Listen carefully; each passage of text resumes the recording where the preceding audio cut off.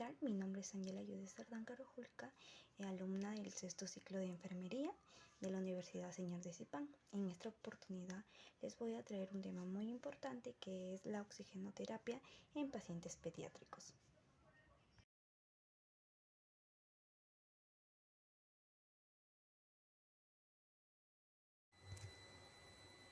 ¿Qué sirven los pulmones?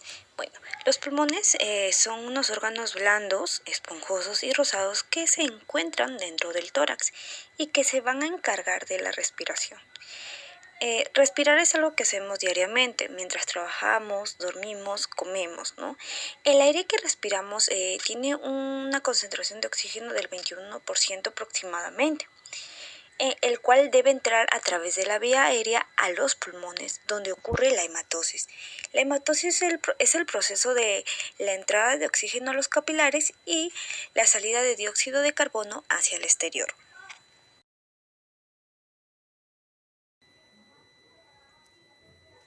La oxigenoterapia se define como el aporte artificial de oxígeno en el aire inspirado. Este tratamiento es fundamental para la hipoxemia e insuficiencia respiratoria. Existen diferentes modalidades y diferentes aparatos para suministrar oxígeno suplementario. La elección de este método debe ser individualizada, ¿no? Depende de la edad y la patología del paciente, la fracción inspiratoria necesaria y también la facilidad de adaptación hacia el niño. ¿Cuáles son los objetivos de la oxigenoterapia? Entre ellos tenemos tratar o prevenir la hipoxemia y también mejorar la hipoxia tisular. Con ello también vamos a reducir el trabajo respiratorio y miocárdico, tratar la hipertensión pulmonar, mejorar el transporte y la entrega de oxígeno a los tejidos y también vamos a evitar el daño orgánico debido a la hipoxia. Para administrar dicho tratamiento se debe conocer primero la concentración de oxígeno en la mezcla del gas suministrado y también debemos emplear un dispositivo adecuado para dicha administración. Es importante también hablar sobre los conceptos básicos de este tema. Entre ellos tenemos la hipoxemia, la hipoxia, el flujo y el FiO2. La hipoxemia es la disminución de la presión parcial de oxígeno arterial por debajo de los 60 milímetros de mercurio. La hipoxia es la disminución del aporte de oxígeno a nivel tisular debido a diferentes causas. El flujo es la cantidad de gas administrado y se mide a través de litros por minuto. FiO2 es la fracción inspirada del oxígeno, que viene a ser la concentración o proporción de oxígeno en la mezcla del aire expirado. Vamos a dar un ejemplo. Por ejemplo, si el volumen de corriente de un paciente es de 500 mililitros y está compuesto por 250 mililitros de oxígeno, la fracción inspirada de oxígeno viene a ser del 50%. Ser considerado un medicamento, el oxígeno debe ser dosificado. ¿Qué quiere decir con eso? Que la dosis a administrar se evalúa según la saturación de oxígeno y la medición de gases arteriales. También debe ser controlado. Por ello es muy importante vigilar si los litros por minuto corresponden con la FiO2. De igual manera debe ser humidificado y esto se logra con el agua bidestilada, estéril y tibia. Por último, la administración de oxígeno es continua y no se debe interrumpir hasta corregir la alteración. El oxígeno que se administra en el prematuro debe ser húmedo y caliente del 32 al 34% para así disminuir las pérdidas de calor y agua y también disminuir la acción irritante sobre las mucosas.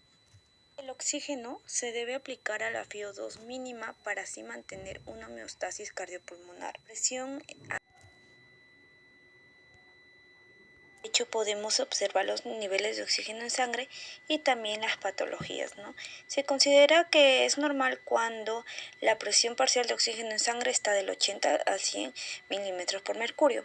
Se considera hipoxemia leve cuando está de 60 a 70, hipoxemia moderada cuando está de 49 a 59 y hipoxemia grave por debajo de los 40 milímetros por mercurio. Entonces, dependiendo del tipo de hipoxemia que tenga el paciente, se va a realizar el tipo de terapia, ¿no? La oxigenoterapia se puede administrar tanto en pacientes con ventilación mecánica, ya sea invasiva o no invasiva, y también como en ventilación espontánea. Existen diferentes sistemas de aporte de oxígeno.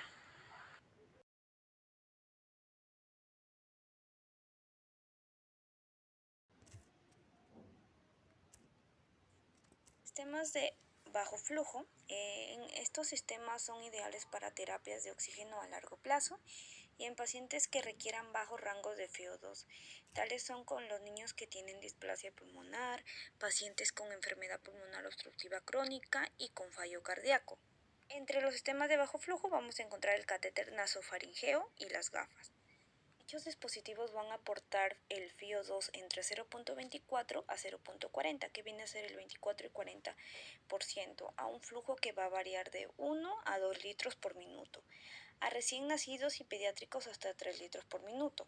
¿Cuáles son las ventajas de este dispositivo? Es que va a permitir comer y hablar y se van a emplear en personas estables con bajos requerimientos de oxígeno y en tratamientos domiciliarios. También se considera un método muy sencillo y cómodo en la mayoría de los pacientes. Además es de bajo costo y también permite la libertad de movimientos. ¿Cuáles son las desventajas? Las desventajas son: no determina la FiO2 administrada, pero puede calcularse de manera aproximada.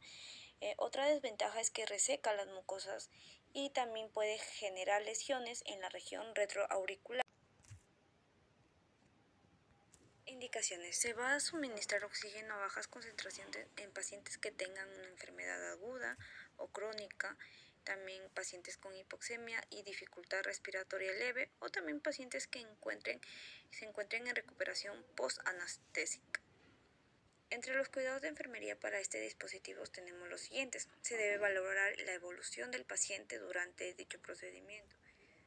El oxígeno se debe administrar húmedo, dosificado y continuo. También debemos controlar regularmente la posición y el ajuste de la cánula nasal. Debemos verificar que las fosas nasales del paciente se encuentren permeables y libres de secreciones. Vigilar los puntos de apoyo en la cánula, especialmente en pabellones auriculares y mucosas nasales, para así evitar las úlceras por presión. Se debe revisar la concordancia entre el flujo prescrito y el suministro de oxígeno. También es muy importante mantener limpio el dispositivo y en todo caso se ensucie, lo debemos desechar. Se debe facilitar la hidratación oral y también un control regular a través de la pulsiometría y registrar. Entre otros dispositivos de bajo flujo tenemos la mascarilla facial, que es plástica y transparente y se debe ajustar a la nariz y boca de la persona que lo requiere. Tiene orificios laterales que nos favorecen la entrada libre del aire al ambiente. El flujo establecido para la máscara es del 6 a 10 litros por minuto y nos va a proporcionar una FiO2 máxima del 50%.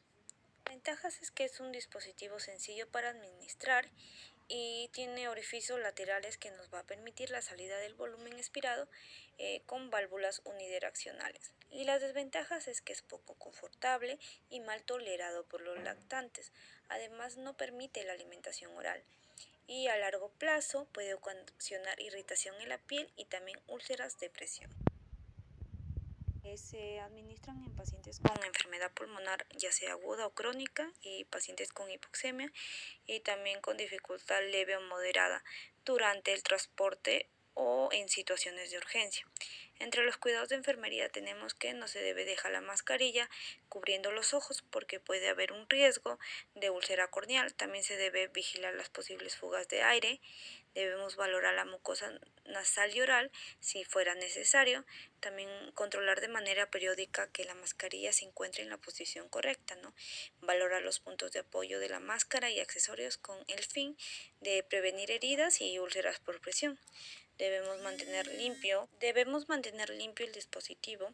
También debemos favorecer la higiene bucal y nasal y facilitar la hidratación oral y realizar un control periódico a través de la pulsiometría.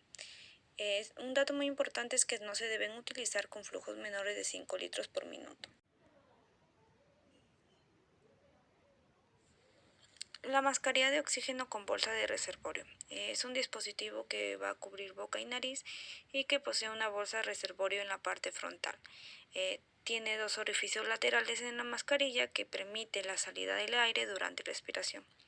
Su objetivo es que va a proporcionar altas concentraciones de oxígeno por periodos de tiempo determinado a pacientes en situaciones críticas. Entre los tipos tenemos la mascarilla con reservorio de reinhalación parcial.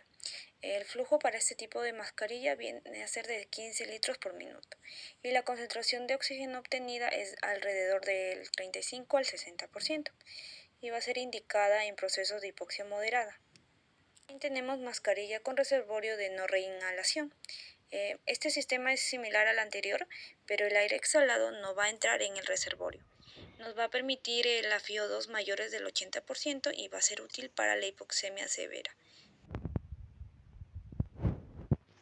Se indica este tipo de dispositivo en pacientes con hipoxemia moderada y con requerimientos altos y estables de oxígeno, en personas que tengan retención de dióxido de carbono, conocido como hipercapnia, en pacientes con insuficiencia respiratoria aguda grave.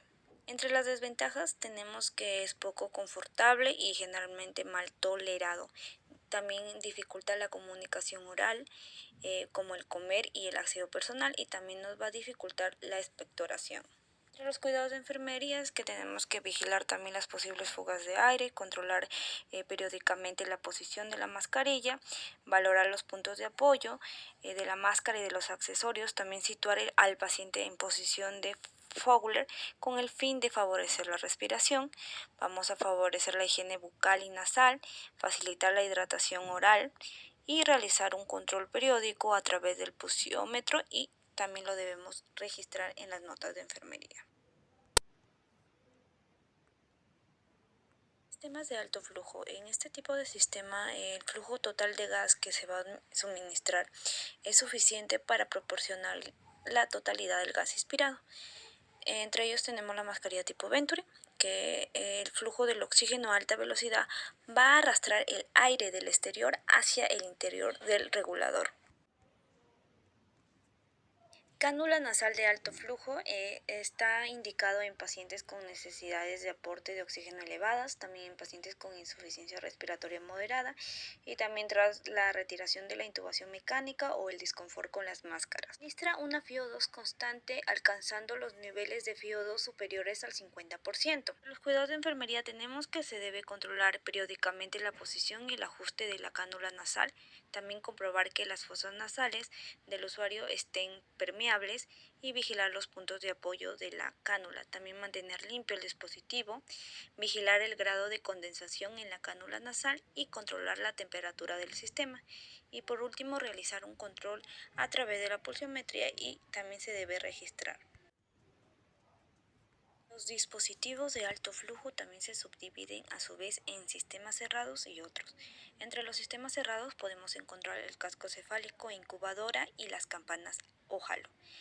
En estos dispositivos la mayor concentración de oxígeno va a acumularse en las partes bajas. Son cilindros de diversos tamaños, acrílicos y transparentes que se van a colocar sobre la cabeza y el cuello del niño. ¿Con qué? Con el objetivo de asegurar una FiO2 del más del 90% de manera constante y estable. También se utiliza en neonatos, lactantes y con alteración en la oxigenación. Es importante que estos dispositivos se usen con un mezclador de oxígeno, un humidificador y un calentador. También proporciona un alto grado de humedad y funciona como un sistema de alto flujo si se conecta en un sistema Venturi. Ventajas. Es un método que permite ofrecer altas concentraciones de oxígeno del 21% y del 100%, ¿no? También permite un monitoreo continuo de la FiO2 aportada y va a favorecer la fluidificación de secreciones respiratorias. Las desventajas es que produce enfriamiento en el recién nacido y en lactantes menores, por lo tanto se debe tener en cuenta un calentador. También dificulta la alimentación del niño y también interfiere la relación del neonato con los padres y con el personal de salud. También existe la posibilidad de acumulación de dióxido de carbono cuando se usa flujos menores a 5 litros y también hay evidencia de toxicidad.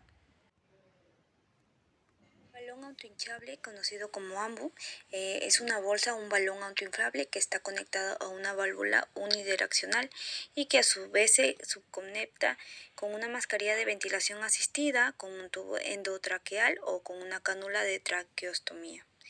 Se considera un dispositivo de bajo flujo cuando se ubica acoplada a una mascarilla de ventilación convencional y de alto cuando se usa a un tubo endotraqueal o en caso de pacientes intubados. Se emplea para insuflar aire en la vía aérea y va a tener una conexión a la fuente de oxígeno y va a tener otra para una bolsa de reservorio opcional. Mascarilla de reanimación. Este tipo de dispositivo se va a utilizar un borboteador en lugar de un nebulizador. Tiene la capacidad también de brindarnos el FiO2 al 100%, ya que su diseño va a integrar bolsas de reservorios y también válvulas unidireccionales. Los flujos de oxígeno necesarios para garantizar su funcionamiento van desde los 10 hasta los 15 litros por minuto.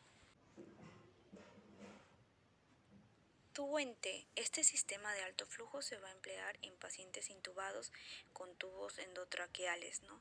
Sus características es que proporciona altos grados de humedad. Se necesita de 3 a 5 litros para lavar el dióxido de carbono producido por el paciente. Entre las ventajas tenemos que es ligera y nos permite un suministro de oxígeno confiable y produce una alta humidificación.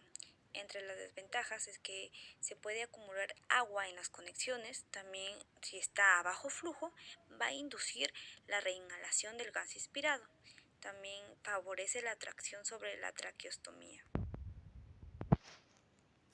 Al ser considerada el oxígeno como cualquier otro tratamiento, se debe administrar en la dosis y durante el tiempo que sea necesario.